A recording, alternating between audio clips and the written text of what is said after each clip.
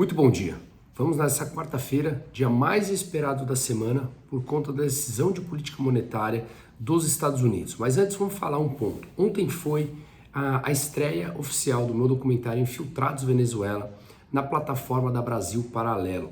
Vou colocar aqui em cima o QR Code e o link no descritivo do vídeo com desconto de 20% para uma plataforma que hoje é uma das mais informativas, na minha opinião, no Brasil. Não só com conteúdo próprio de história do Brasil, documentário sobre Nicarágua, Argentina, enfim, sobre psiquiatria, uma série de assuntos extremamente interessantes, além da plataforma de streaming com filmes do mundo todo e também um curso, vários cursos de imersão que você tem lá, filosofia, arte, cultura, enfim, para mim, de novo, uma das plataformas mais informativas que eu sou assinante desde 2016 e tenho hoje o orgulho de ser um parceiro nessa produção do meu documentário Infiltrados Venezuela, tá? Então já estreou ontem e com esse QR Code você consegue ter 20% de desconto, tá bom? Depois me comente o que você achou do documentário. Mas bom, nos Estados Unidos hoje tem decisão de política monetária. É bem provável que eles mantenham a taxa de juros inalterada entre 5 e 5,25 e que possa voltar a subir na próxima reunião, porque os dados de inflação, apesar de já ter caído muito desde o pico lá no ano passado, ainda está longe da meta de 2% estabelecida pelo Banco Central Americano. Ontem saiu dado de inflação por lá. No mês subiu 0,1%, em linha com as expectativas. E no ano está em 4%. Na leitura do mês anterior tinha ficado 4,9% anualizado. Então sim, ela vem caindo. Mas quando é analisado o núcleo da inflação, ou seja, você pega o dado de inflação, retira os preços de alimentos e energias, que são aqueles componentes mais voláteis, e ela continua 0,4% no mês e 5,3% no ano. A meta é de 2%. Então está ainda bem longe do que eles queriam. Também com o montante, os trilhões de dólares injetados na economia nos últimos anos, é normal que essa inflação chegaria. Não sei como eles demoraram para aceitar esse fato. Basta olhar a história e ver que uma expansão monetária, colocar muito dinheiro na economia, em algum momento leva a um processo inflacionário. Nessa, claro, impulsionado pela forma como lidaram com a pandemia. Depois, por conta da guerra, que quebraram as cadeias produtivas e as cadeias logísticas, o preço dos produtos e serviços simplesmente explodiu. E agora a inflação, apesar de já muito longe do pico, continua disseminada na economia, longe da meta que eles estabeleceram, e para isso precisa subir a taxa de juros para conter mais o consumo e naturalmente depois a inflação, tá? Nos Estados Unidos também, o Wall Street Journal divulgou um dado interessante. O S&P, que é o principal índice da Bolsa Americana, ele está em bull market desde a semana passada, ou seja, mercado de alta. Isso acontece quando ele tem um fechamento 20% acima do que tinha acontecido alguns meses atrás, tá? E esse mês atrás foi outubro de 2022, ou seja, ele fechou 20% acima do que foi a mínima lá em outubro de 2022. E aproveitando essa alta do mercado, que eu tenho falado que, na minha opinião, é uma alta ainda num mercado de queda, ou seja, uma correção, uma puxada do mercado agora para ainda um mercado em tendência que deveremos ter uma correção no mercado, 17 bilhões de dólares mudaram de mão, ou seja, muitas empresas e fundos de private equity vendendo as ações nesse momento.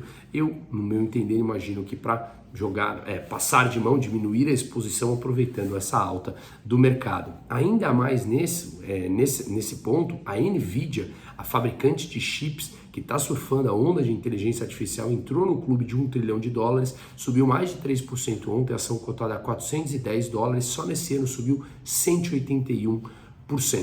Vale a pena ficar de olho nisso. A China, na contramão do mundo, que vem apresentando dados ruins de serviços, indústria, desemprego entre jovens, dados imobiliários bastante preocupantes, e lembrando que o imobiliário representa mais de 20% do PIB, cortou a taxa de juros.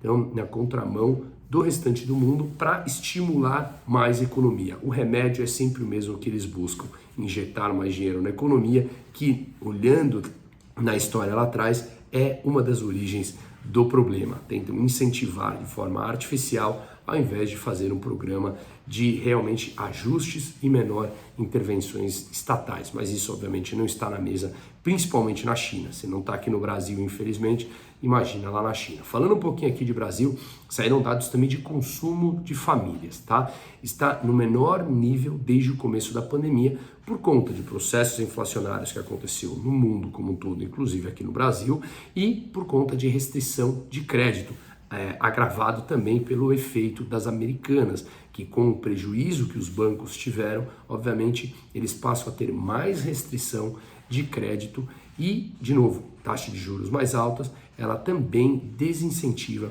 essa tomada de empréstimo por parte das famílias, tá? O consumo, que é uma parte importante do PIB brasileiro, está na casa dos 62% do PIB. Ele vem caindo ao longo dos últimos meses, tá? Bom, ontem Lula, na sua live falida, com 6 mil pessoas, anunciou um novo PAC, aquele programa da Dilma de obras de infraestrutura, que foi ali um dos pilares do desvio de dinheiro público.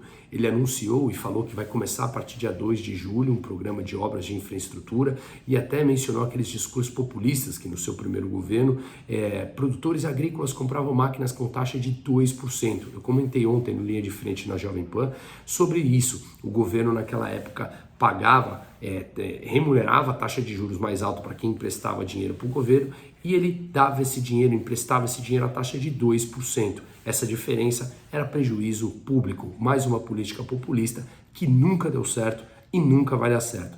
Como eu falei lá no programa, essa é a única maneira que o Lula sabe governar, fingindo que dá algum benefício para os pobres, quando no fundo o que ele está fazendo no médio e no longo prazo, piorando demais a situação dessas mesmas pessoas por conta desse subsídio e desse protecionismo, que no início, no imediato, parece sim que tem alguma vantagem e lá na frente são eles que pagam esses custos. O Lula não sai do palanque e continua com suas políticas populistas retrógradas, como ele é retrógrado, mas o que esperar de alguém que fala que os livros de economia estão superados? Falando um pouquinho mais do Brasil, o atual CEO das Americanas, em depoimento na CPI, assumiu que teve fraude na empresa, o que era bastante óbvio. Falou que já tem conversas de WhatsApp da antiga diretoria em que o documento cita esses executivos, mas não cita, não coloca a responsabilidade nem acionistas, nem no trio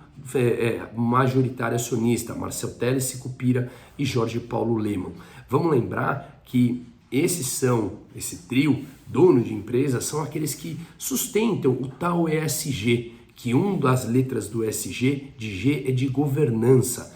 Então eles pregam vamos cuidar do planeta, vamos fazer ser o social, mas dá um rombo de praticamente 40 bilhões de reais, quebrando pequenos fornecedores, mandando gente embora por conta disso, enganando acionistas que tinham empresas, que tinham ações das empresas e que ela praticamente virou pó. Cadê a governança? E agora, será que vão falar que eles também não estão responsáveis? Eles poderiam não estar envolvidos, mas como majoritários deveriam saber de uma das maiores fraudes, se não a maior fraude da história brasileira, tá bom? Bom, e também começou na CPI a mesma divulgação da responsabilidade das duas auditorias, a Pricewaterhouse e a KPMG, que elas auditaram o balanço da empresa ao longo dos últimos anos. Bom, hoje tem decisão de política monetária dos Estados Unidos. Assim que sair, a gente volta aqui. Um ótimo dia para todo mundo.